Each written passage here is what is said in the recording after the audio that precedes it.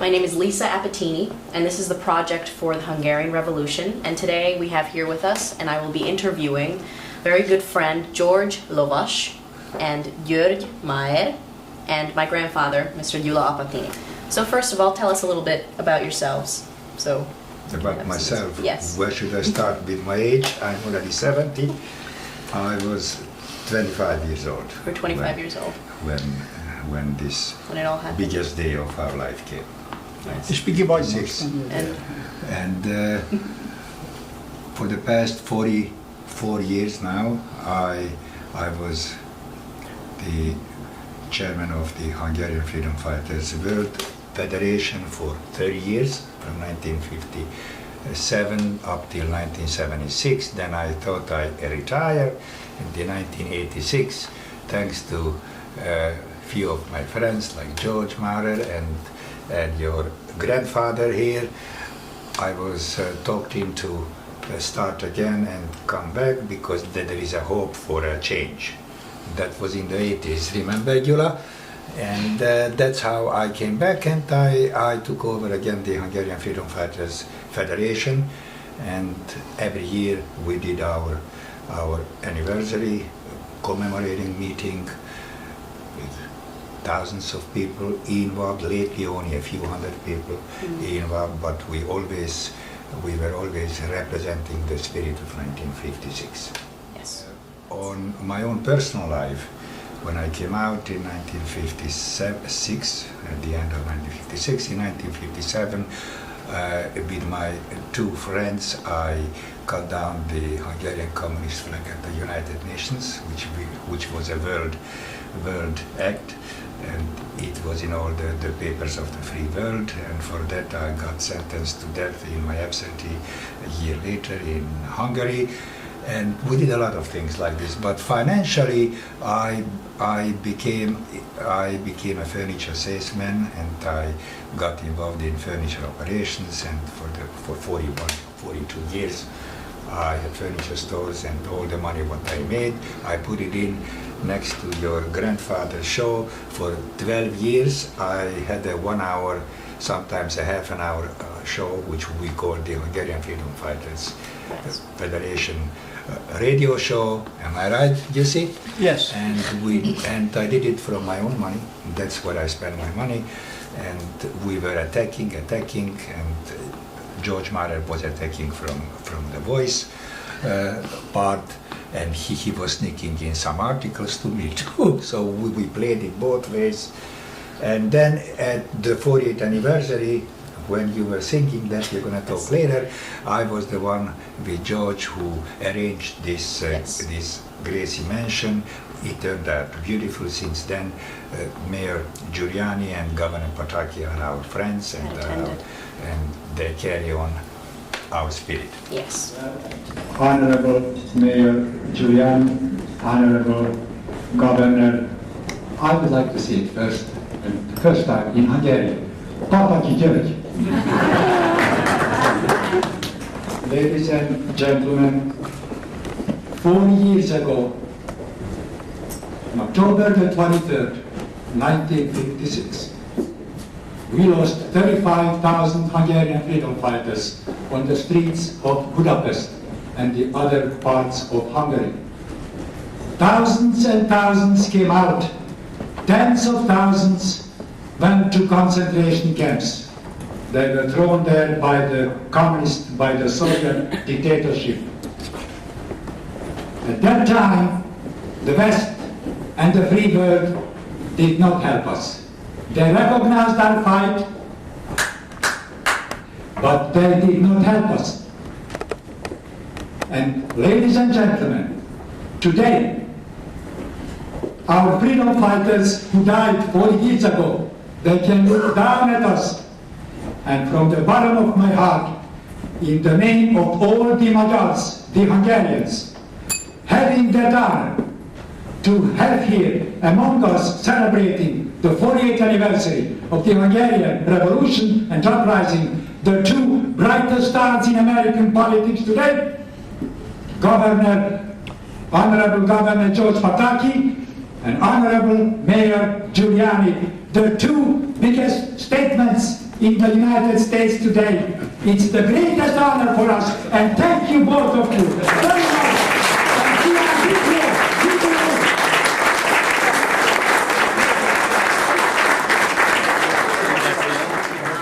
How were you involved? How did All it? right. First of all, my friends went again in the overall picture. They did Yes. not go into details. So there are some details which I would like you to know about it, because you were born here and you Yes. haven't got the slightest idea, really, point by point, even through going through the books, you know, what actually happened. Book is a book. The revolution started on that day, yes, October the 23rd. But 2 weeks before that, there was already a movement in the Hungarian universities, correct? Which was the literature clubs were formed, and more students started to come up with free wording sentences which were unheard for 10 years past. I mean, how about to demand the Russians to leave us alone? Yes. How about a neutralized country like Austria? How about free elections? And more of these points Rebellion. went into these lectures and these meetings, and they were followed one by one. And that was the point where the secret police and the Hungarian communist government hesitated to stop them. That's how it all started. They hesitated. Am I correct? Yes. They let them go.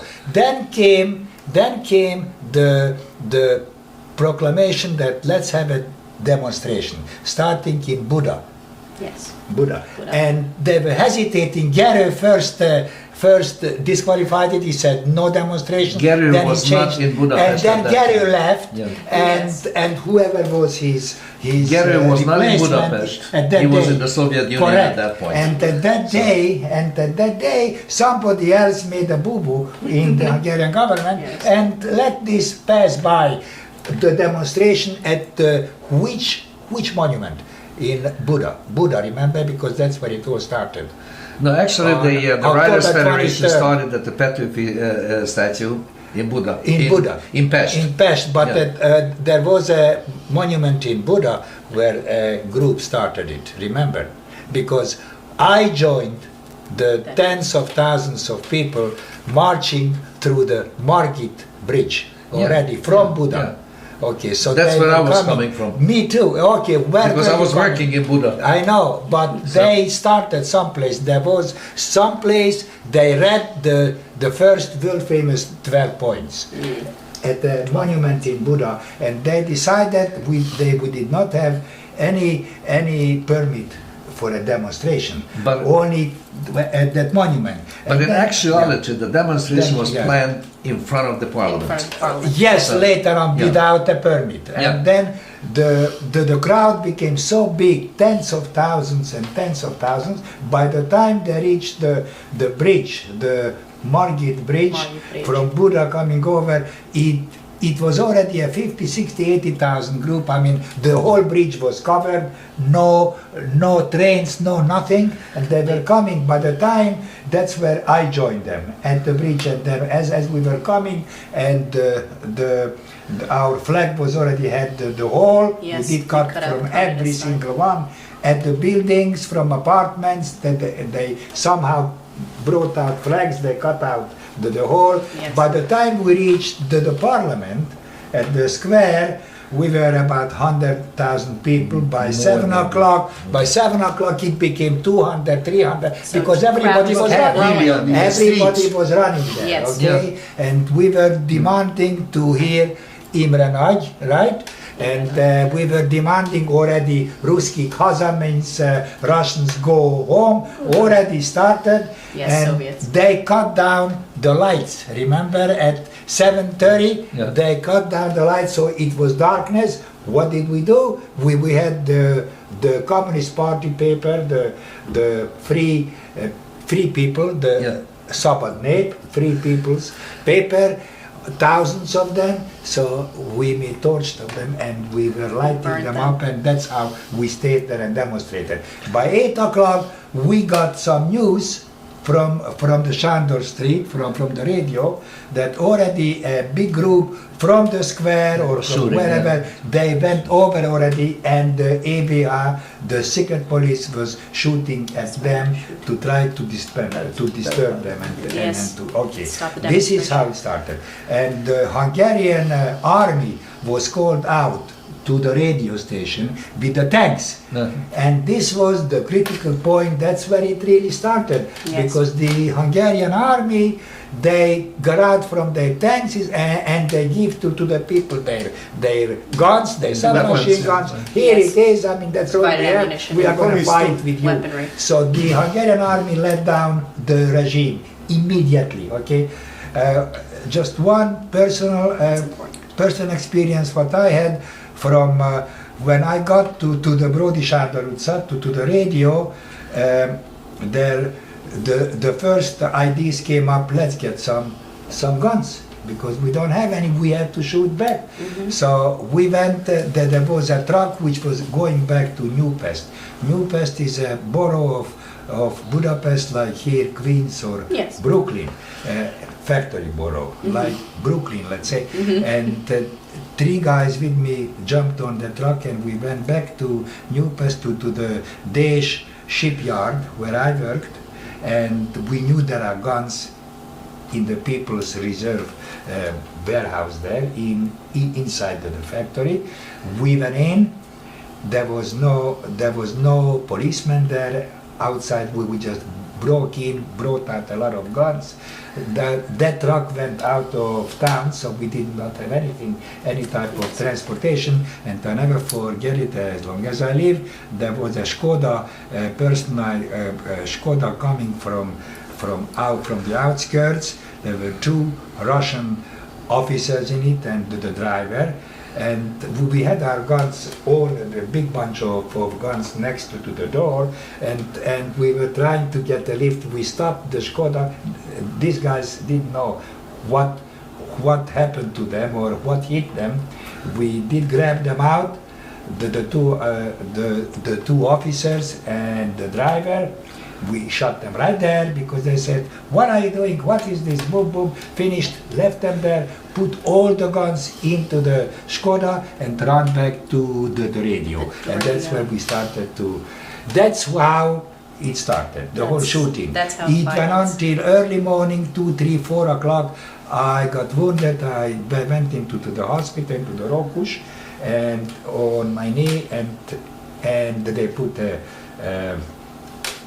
They put a monmaki Bandage. Bandage, Big yeah. bandage. Yes. over it, and then I walked back to New Pest, and on the 24th of October there was a general strike called, because we took over the radio in the meantime, and the general strike was called. It was not organized. At that stage of the game, there was nothing organized. The people Everything acted, each one of them, each group, like George said, in their own boroughs. So most of us went back to our boroughs and started organize our borough. That's how the revolution councils got together on the 24th. But we really won around the 25th of October, when we started 25th, 26th, yeah, right. the 26th, okay? So it was really 8 or 9 days when we were free, and we had already a government, some kind of Yes, a government, and at the parliament. It took time. Yeah, of course. It took time. The main thing is here, and that you can ask us about, which was a real good thing, how it developed, how could it develop. The secret police disappeared, because when these secret police guys, they were very brave with the submachine guns, Yes. when everybody was shaking for years from them.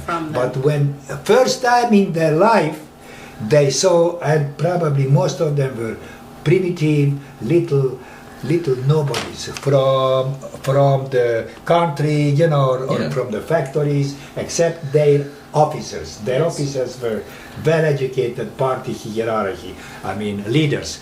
But when they completely disappeared and ran up to their apartment, these officers. They were afraid. The secret police, they went into hiding, except one place, the Republic Square. They kept it up for about 4 days or 5 days, which we took over too. Yeah.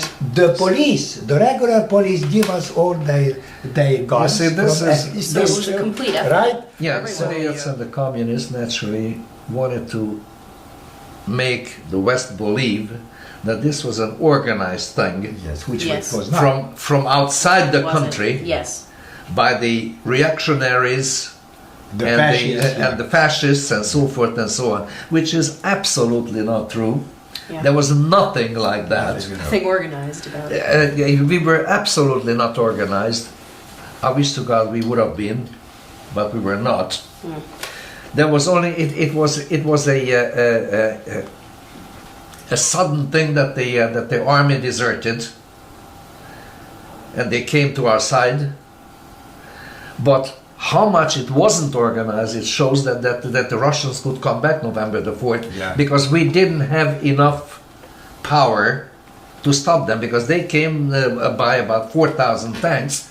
Yeah, well, that was after. That was after. So this was the point days, yes, where you thought that you'd came. won Yes, the right. revolution. But on the first 2-3 days, we freed ourselves unconsciously, okay? Yeah. Because the secret police and the first Russian divisions, which were there, they did not They crush didn't it. react. They did not react. Okay, that's how it So happened. you No, thought as a you matter of won. fact, they couldn't crush it. As a matter of fact, the Russian army was running like crazy from Budapest. To make a resolution out of it, what happened?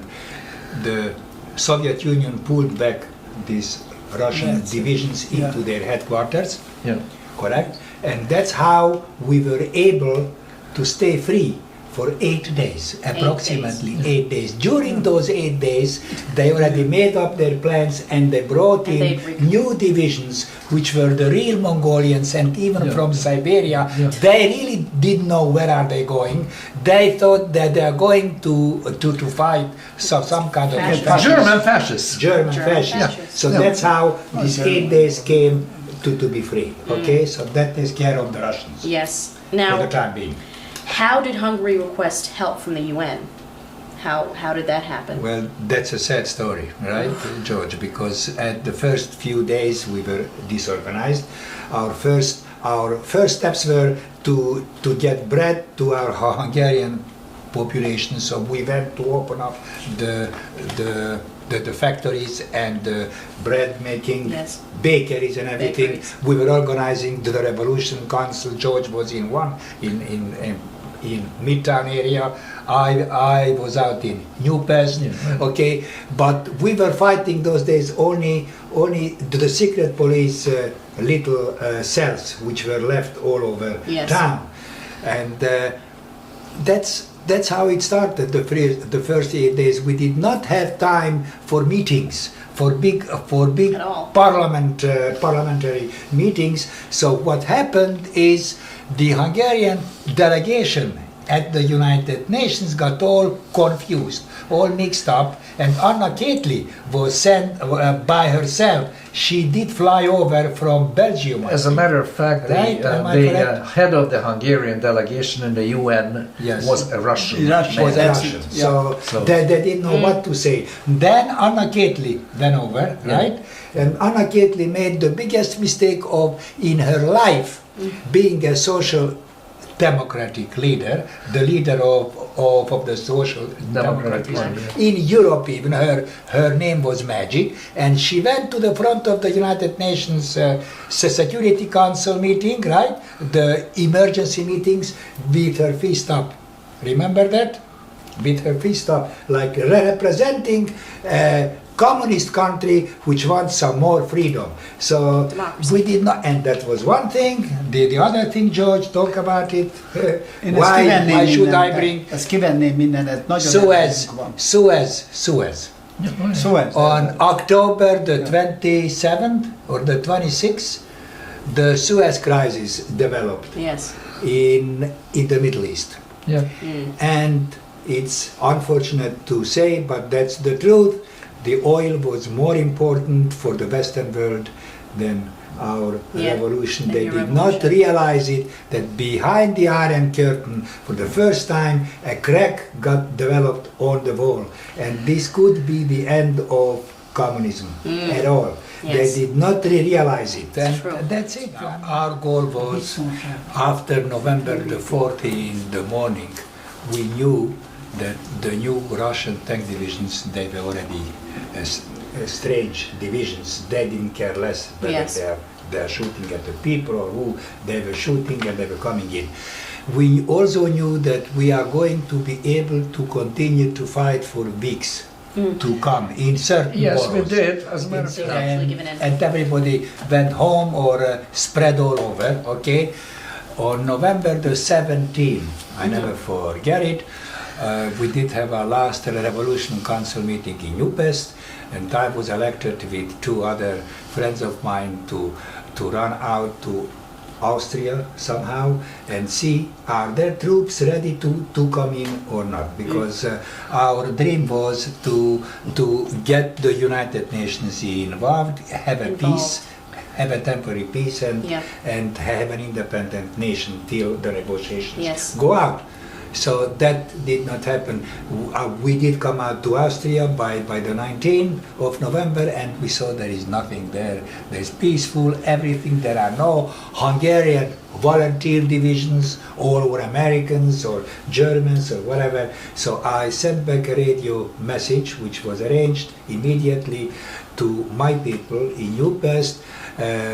The drummer from Upest, that was me, because I had a little band during those months, and the drummer is sending a message: put away your drumsticks. It's hopeless. So after a while. That's how it started. Lisa, Yes. All right. next question. Okay. Next question. Who do you think? Well, who were the heroes of the revolution? Politically, I mean. Who were the heroes? The heroes. This is a very plain answer. Plain answer. The Hungarian boys and girls from the age of 10, 11, up to the grandmothers and grandfathers who were not fighting. There were maybe 30, 40, 50,000 people fighting. Among them there were already 10, 11, 12-year-old little kids. And the rest of the nation was fighting in its own way. They were giving us food as we were marching, apples and food and lunches all over. Everybody was one. It was a one community person. effort. There were no heroes, okay, as such. Yes. Okay, no heroes. The whole nation was Worked The together. hero was the hero Hungarian nation. That's And how about Cardinal Midcenter?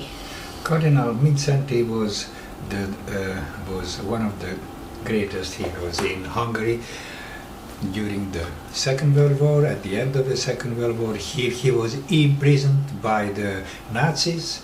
He was imprisoned by the communists, by the Russians, and he was the leader of the Hungarian people, spiritual leader, being the Bishop of Hungary.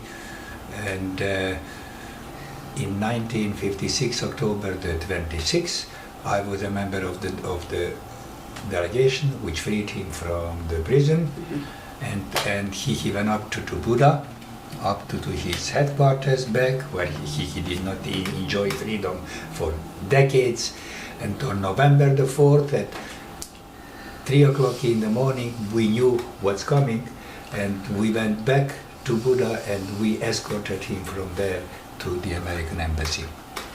I was in that group, okay? Cardinal Midcenter did not want to give up his ideas and his philosophy and his help toward the Hungarian people. And in the late 60s, in the early 70s, when finally the United States and the Soviet Union made a pact and they let him, because he stayed in the American embassy as a prisoner, a symbol of freedom. And that bothered the communists. That bothered very much, because he was there in the middle of Budapest, and the people's eyes always looked at the American embassy. We have our leader there, our spiritual leader. So he came out and he was helping us tremendously, the Hungarian freedom fighter federations and the other organizations. And he was even here in New York and in New Jersey. And he died. When he died, he got our deepest respect from the whole Hungarian nation in the Western world and behind the Iron Curtains. Yeah. That János Kadar was sent by Emery Nagy on the 3rd of November with General Maléter to the outskirts of Budapest, to the Soviet headquarters, to talk about peace and to form a new government, correct? That's how it actually happened. That's when General Maléter got arrested on the spot, and Kadar immediately accepted an offer to form a new communist government. And that's what happened. So now I understand that both of you are organizers of celebrations and commemorations of the 1956 revolution. So what makes you do it? Well, our goal is, since day one when we entered the United States of America, our goal was always and is today, we don't get involved in Hungarian politics, even in the Free Hungary, but our goal is to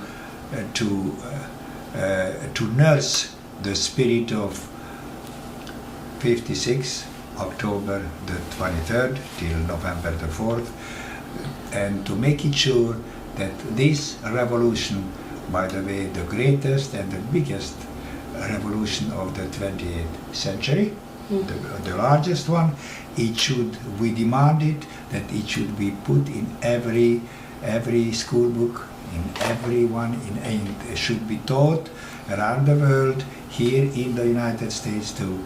And our goal is really to remind people of the spirit of 1956, October 23rd, because this was unheard in the past centuries. Yes. What happened? After all, my project is titled The Hungarian Revolution. Was it a failure or was it a success? So, in your opinion, I must ask, do you think the Hungarian Revolution was a failure or a success? The Hungarian Revolution was the biggest success of the Cold War.